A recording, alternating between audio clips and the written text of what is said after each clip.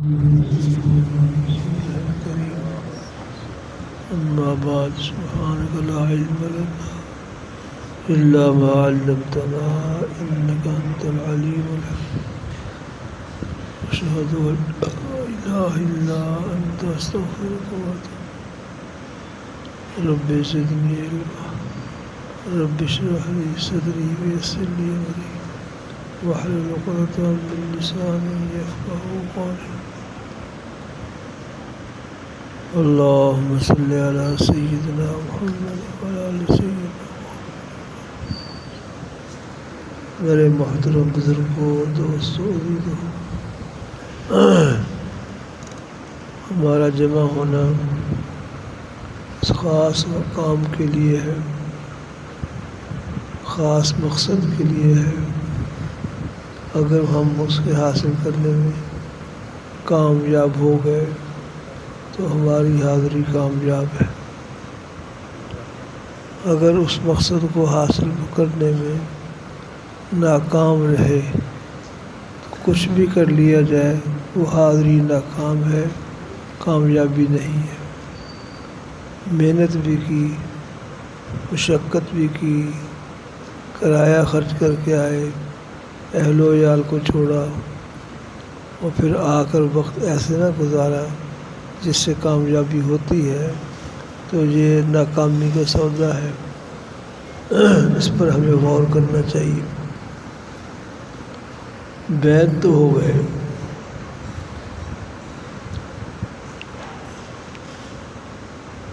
تعلق قائم کر لیا، ذکر میں بھی آ گئے، مسلسل اپنے ذکر کے احوال وغیرہ بھی کرتے ہیں، سب اچھی باتیں ہیں، لیکن بعض چیزیں ایسی ہیں جس راستے میں وہ ناکام کرتی ہیں۔ مقصود جو ہے اللہ کی ذات سے تعلق صحیح ہو جائے،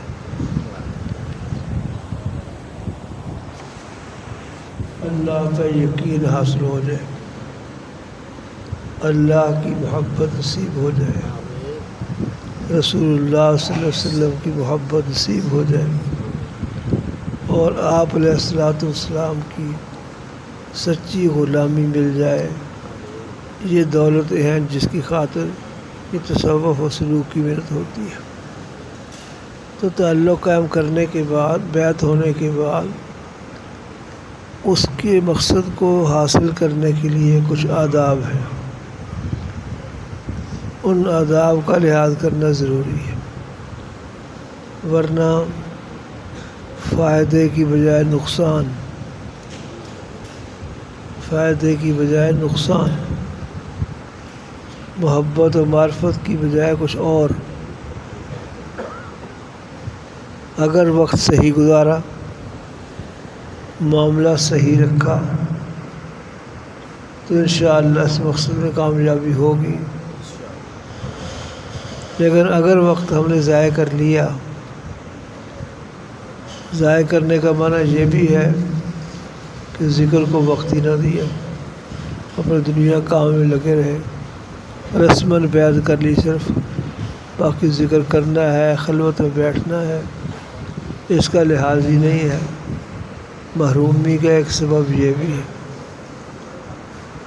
اور ایک سبب بہت ہی خطرناک ہے، بہت ہی خطرناک۔ وہ چیز اگر انسان اپناتا ہے تو وہ یقیناً محروم رہتا ہے۔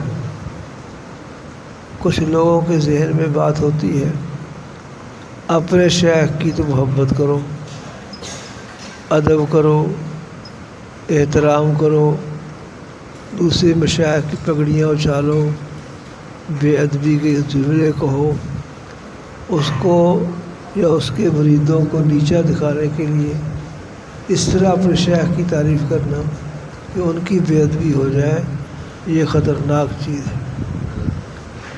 حضرت دہلوی رحمہ اللہ سے میں نے باتیں خود سنی ہیں کہ بہت سے لوگ اس بنا پر مارے گئے کہ شیخ کا تو احترام کیا لیکن دوسرے مشائخ اولیاء اللہ کا احترام نہ کیا، یہ حکم نہیں ہے کہ شیخ کا احترام کرو، یہ حکم ہے اللہ والوں کا احترام کرو۔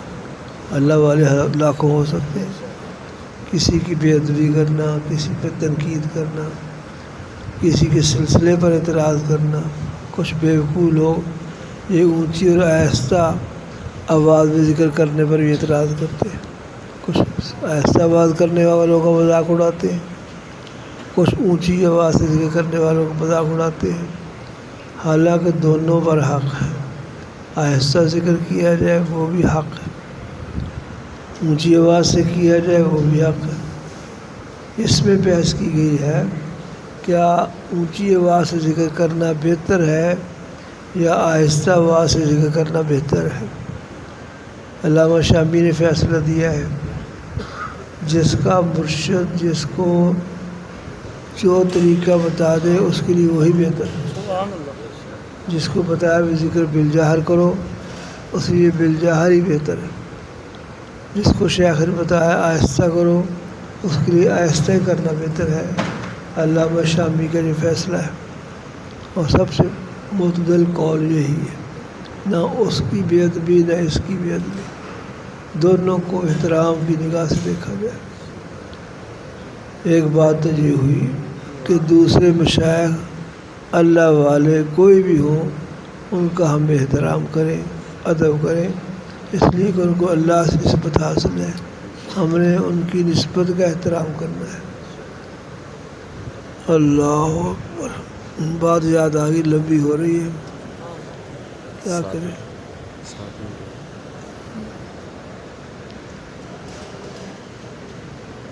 ہمارے حسن لاہوری رحمۃ اللہ علیہ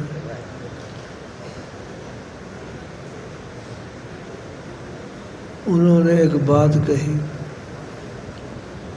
اس وقت کے اخبارات میں بھی چھپ گئی کہ فلاں بزرگ جو ہے فلاں جگہ جو دفن مشہور ہے یہ صحیح نہیں ہے، وہ وہاں دفن نہیں ہے، وہ وہاں کی بجائے فلاں جگہ پر غیر معروف جگہ پر دفن ہے۔ فرمایا الحمدللہ مجھے اللہ نے چیز بخشی ہے، میں ان کو دیکھتا ہوں کہ ان کا سر کہاں ہے، پاؤں کہاں ہے، وہ دکھا سکتا ہوں علماء کو۔ ایک بات ہے کہ جسے وہاں پوجا پاٹ ہو رہی ہے لوگ یہاں آ کے بھی شروع کر دیں گے، تو یہ بات جب پھیلی کہ وہ بزرگ وہاں دفن نہیں، اور مشہور یہ ہے کہ وہیں دفن ہے۔ ایک پروفیسر صاحب سیالکوٹ کی تشریف لائے جامعہ اشرفیہ لاہور میں، وہ مفتی محمد حسن صاحب کے بیت تھے جو جامعہ اشرفیہ کے بانی تھے، بڑے حسن کے بڑے خلفاء میں سے تھے۔ تو ذہن میں اشکال تھا کہ حسن لاہوری کیسے کہتے ہیں وہاں نہیں ہے، میں جا کر ان سے پوچھوں گا۔ تو اجازت چاہیے تو مجھے اجازت دو، میں حسن لاہوری کے پاس جانا چاہتا ہوں، اور میں اجازت نہیں ہے۔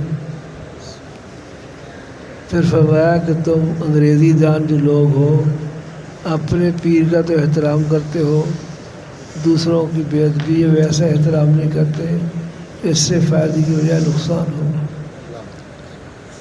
انہوں نے اصرار کیا جی میں پورا احترام رکھوں گا، آپ مجھے جانے کی اجازت دے دیں۔ اب بات سمجھ بھی آ رہی؟ بہترین، مینو خود نہیں سمجھ آ رہی۔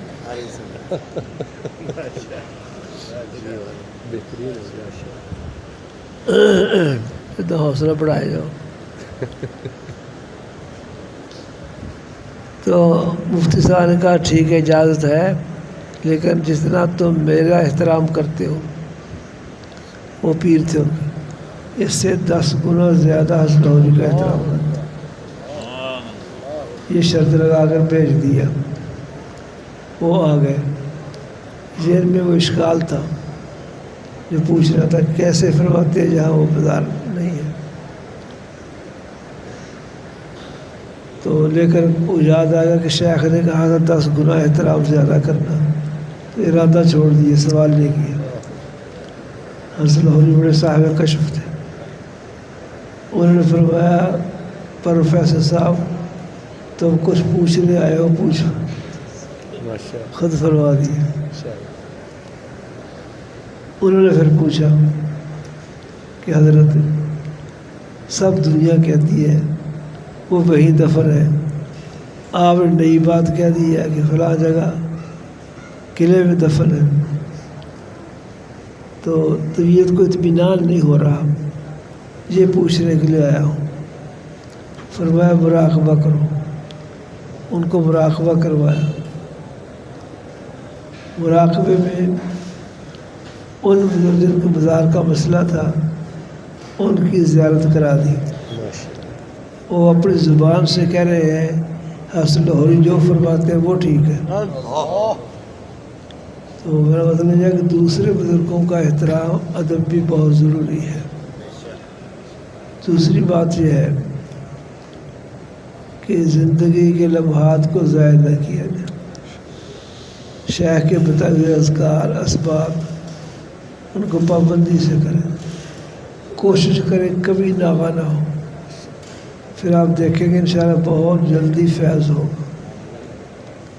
کرنا کچھ نہیں، امید ہے لاکھوں، اس سے فائدہ نہیں ہوتا۔ بعض لوگ مجھے کہا کرتے جی بس ایک نظر نہ پار کر دے، ایک نظر میں کہا کرتا ہوں ایک نظر نہ پار ہو جانے تو صحابہ کو محنت نہ کرنی پڑتی۔ پیغمبر اسلام سے بڑھ کر کسی کی نظر نہیں ہے، اسے تاثیر کسی کا فیض نہیں ہے۔ ایک نظر نہ نہیں ہو رہی ہو، عادت اللہ یہی ہے، محنت کرنی پڑتی ہے، آگے اللہ کی شان ہے، تھوڑی محنت پر زیادہ عطا کر دیتے ہیں۔ اس لیے جو اسباق بتائے گئے ہیں بیٹے ان اسباق کی پابندی ضروری ہے۔ اللہ اکبر۔ اور ایک بات اس سلسلے کی ہے کہ وقت کو اس طرح گزارا جائے کہ ہمارے اندر خلوص ہو، ریاکاری نہ ہو۔ ریاکاری کے لیے ذکر کر رہے ہیں تو فائدہ نہیں ہو، جتنا مرضی شیخ کے قریب ہو جاؤ، بظاہر عشق کا اظہار کرو، تھوڑے ورگا تو کوئی ہے ہی نہیں، کیا بات ہے، سبحان اللہ، کچھ فائدہ نہیں ہوگا جب تک نیت صاف نہیں۔ نیت کیسے صاف ہو؟ کچھ کہا کرتے ہیں ہم اس رستے کو اختیار کیا ہے، جس طرح آپ سے لوگ اللہ اللہ سیکھ رہے ہیں ہم بھی سکھایا کریں۔ حزبیلی میں کسی نے ایسی بات کہی تھی، فرمایا تو گلا سڑا ہے۔ یہ نیت جو ہے کہ میں بھی ایسا ذکر سکھایا کروں جس طرح ان کے پاس مخلوق آتی ہے میرے پاس آیا کرے، میرا فیض عالم میں پھیلے۔ یہ ساری ریاکاری ہے اور اس راستے کی حقیقت کے بالکل خلاف ہے۔ یہ نیت کرنی چاہیے کہ میں ایسا مٹ جاؤں مجھے کوئی نہ جانے۔ ہستان کے خلیفہ تھے بڑے، ان کے علاقے سے کچھ لوگ آئے، حضرت کے آپ کے خلیفہ صاحب بڑے نیک ہیں، ہمارے علاقے میں رہتے ہیں، ایسے ہیں ایسے ہیں۔ فرمایا ایک عیب بھی اس کے اندر ہے۔ پوچھا کیا عیب ہے؟ کہا یہ عیب ہے کہ لوگ اسے جانتے ہیں، وہ ایسا اپنے آپ کو مٹاتا کسی کو پتہ نہیں چلتا کیا ہے، ایسا مٹ جائے کسی کو معلوم بھی نہ ہو اس میں کوئی بزرگی کی رمق ہے کہ نہیں۔ جیسے سید بلے شاہ رحمۃ اللہ نے فرمایا چل او بلیا اتھے چلیے جتھے سارے انے، نہ کوئی ساڑی ذات پچھانے نہ کوئی سانو منے۔ ایسی جگہ جا کے رہے نہ کسی کو پتہ ہو جو شاہ صاحب ہے، نہ کسی کو یہ پتہ ہو کہ اللہ والے ہیں۔ چل او بلیا، بلے شاہ سید ہے، چل او بلیا اتھے چلیے جتھے سارے انے، نہ کوئی ساڑی ذات پچھانے نہ کوئی سانو منے۔ یہ مٹانا اپنے آپ کو اصل ہے، اللہ یہ حقیقت ہمیں نصیب فرمائے۔ اور اس طرح سے آ گئے، بیعت ہو گئے، اذکار شروع کر لیے۔ ذکر اذکار کرنے میں نیت کھوٹی کر لی، جیسے ہمارا مشاہدہ ہے، آنکھوں سے حالات دیکھے ہیں جی کہ ذکر اذکار میں لگے، لوگوں کو مرید کرایا اس لیے کہ میری دکانداری چلے، میرے گاہک زیادہ بڑھے، میرا سودا زیادہ بکا کرے، ساری تک و دو اس کے لیے میں نے ان کو برباد ہوتے دیکھا ہے۔ سب کچھ ہی ختم ہو گیا، دنیا بھی ختم ہو گئی اور یہ بھی۔ اللہ اکبر۔ تو یہ ضروری ہے کہ اپنی دنیاوی غرض نہ ہو، یہ دنیاوی غرض ہے کہ میری دکان چلے، یا یہ بھی غرض ہے کہ لوگ مجھے جانیں، میرا تعارف ہو جائے، یہ بھی غرض ہے کہ میرا ساتھ تعلق لوگوں کا ایسا ہو جائے کہ لوگ جس طرح شیخ کا احترام کرتے ہیں میرے ساتھ بھی وہی معاملہ کریں۔ اس لیے ان چیزوں سے بچنا بہت ضروری ہے۔ آ گئے، بیٹھ گئے، ذکر اذکار کیے، اچھی بات ہے، لیکن اس کے بھی کچھ طریقہ اور ادب ہے جس سے فیض ہوگا۔ اپنے آپ کو نمایاں کرنا، مٹنے کی بجائے، چھپنے کی بجائے اپنے آپ کو نمایاں کرنا، یہ اسی ریاکاری میں داخل ہے، اس راستے سے بالکل محروم کرنے والی چیز ہے۔ آ کے خاموشی سے بیٹھنا چاہیے۔ کس طرح بیٹھنا چاہیے؟ بھاگ دوڑ نہیں، بیٹھ کے دل کی طرف توجہ کر کے یہ تصور کرنا چاہیے کہ اللہ کی رحمت اللہ کی طرف سے میرے سینے میں آ رہی ہے۔ یوں بھی ہے اللہ کی رحمت نبی پاک صلی اللہ علیہ وسلم پر اور آپ سے باقی مشائخ کے سینوں میں سے ہوتی ہوئی میرے شیخ کے سینے سے میرے سینے میں یہ رحمت الہی داخل ہو رہی ہے۔ اس کا مراقبہ کرنا چاہیے شیخ کی وجہ سے۔ فضول باتیں، ہنسیاں کھیلیں اور ادھر ادھر کے چکر نہ ہوں، بلکہ اس طرح اپنے آپ کو مٹا کے بیٹھے، پھر فائدہ ہو۔ اس کی تلقین ہمارے حضرت بہلوی بھی فرماتے تھے، ہمارے حضرت مولانا بیت اللہ بھی فرماتے تھے۔ میں نے اس کو امانت سمجھا، اس لیے پہنچایا کہ اپنے آپ کو مٹا کے بیٹھو، خاموشی کے ساتھ بیٹھو، فیض کی نیت سے بیٹھو۔ حضرت مولانا بیت اللہ فرماتے تھے اگر کسی اور بزرگ کے پاس جاؤ اپنے شیخ کے علاوہ تو اس وقت لطیفہ قلبی جاری کر کے بیٹھو یا پاس انفاس جاری کر کے بیٹھو اور پھر نیت کرو اس طرح کی شیخ کا فیض مجھے مل رہا ہے۔ خیر وہ ایک الگ مسئلہ ہے کہ کس نیت سے جانا چاہیے، لیکن اس میں یہ دنیا داری نہ ہو، نمایاں ہونے کے لیے، شہرت پانے کے لیے، دکان کے سودے بیچنے کے لیے، لوگوں میں تعارف کے لیے نہ، بربادی کچھ نہیں ملے گا۔ اللہ کے لیے صرف بیٹھا جائے، وقت کو ضائع نہ کیا جائے اور تصور شیخ کے ساتھ بیٹھا جائے، پھر مجلس میں بیٹھنے کا ثواب ملے گا اور پھر شیخ کا فیض بھی ہوگا۔ اور لاپرواہی کرنا کہ میں تو یوں ہوں، مجھے لوگوں کی طرح چپ ہو کے بیٹھنے کی ضرورت نہیں ہے، یہ لاپرواہی بربادی ہے۔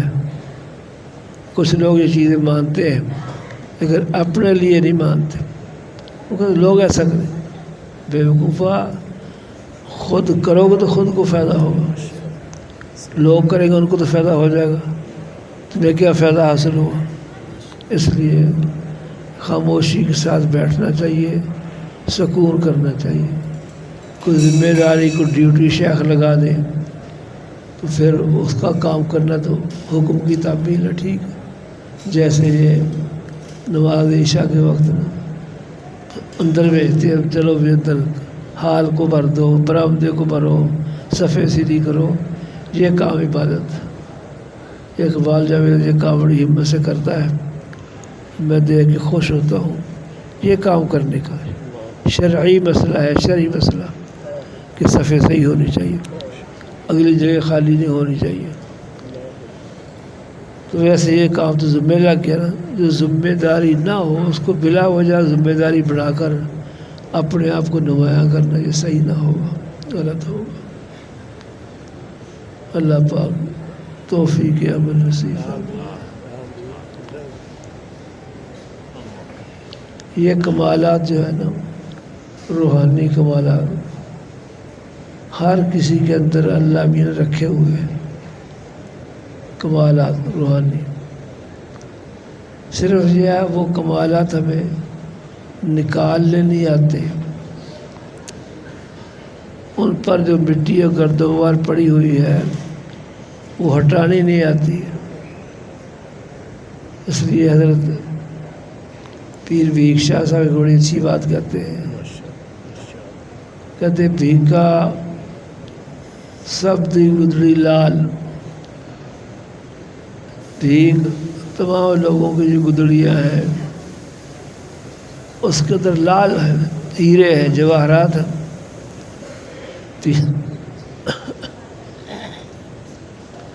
بھیکا سب دی گدڑی لال، جو نہ جانے کھولن وہ رہے کنگال۔ کھولنا نہیں آتا اس لیے سمجھتا خالی ہوں، حالانکہ ہر سینے میں عشق الہی موجود ہے۔ اس سے فائدہ حاصل کرنے کے طریقے یہ ہے جو میں عرض کر رہا ہوں، اپنے آپ کو مٹانا، بڑا بننے کا جذبہ چھوڑنا، شہرت طلبی، سودا فروشی، لوگوں میں تعارف، یہ چیزیں جو ہے انسان کو محروم کر دیتی ہے۔ اللہ پاک توفیق نصیب فرمائے۔ بس